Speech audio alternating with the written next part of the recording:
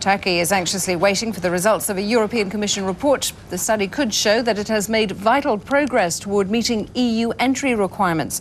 That would pave the way for European leaders to decide in December whether to go ahead with membership talks. But as Robin Oakley reports, fears over Turkey's admission are already near boiling point. Will there be room in the European Union for an Islamic state which shares borders with Iraq and Iran? Can the EU afford to take in a poor country which by entry time would be the most populous in Europe? Will Europe still be Europe if it embraces Turkey? Leaders agree they've never faced bigger questions. In his quest to get Turkey in, Prime Minister Recep Tayyip Erdogan must have shaken every EU hand which matters. EU leaders, who'll decide at a December summit if negotiations will start, welcomed him as a guest. But others worry what Turkish entry might mean in terms of immigration, living standards, cultural identity.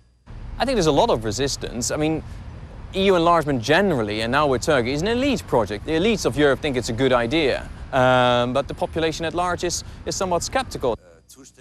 German Chancellor Gerhard Schröder backs Turkish entry. But his Christian Democrat opponent Angela Merkel differs, and her party leads in the polls.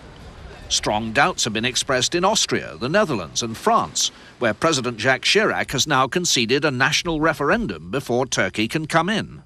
It tells me that Chirac is serious in saying yes in December, but he also has a problem with public opinion, a problem that he wants to solve by saying, you, the great French people, have the final say. The EU Commission, which has monitored Turkey's reforms, is likely to give its blessing to the next stage. Turkey's been a NATO member for many years. But not everybody in Turkey wants to see the country become more secular or democratic, as terrorist incidents have demonstrated. We are trying to prove that a Muslim country can be compatible with the modern world. European leaders see benefits in proving the EU is more than just a white Christian club. But human rights campaigners want more checks to ensure that Turkey's negotiating table commitments feed through into local practice. And EU officials emphasise that though negotiations might be given the go-ahead, they're unlikely to conclude in less than a decade. Robin Oakley, CNN, London.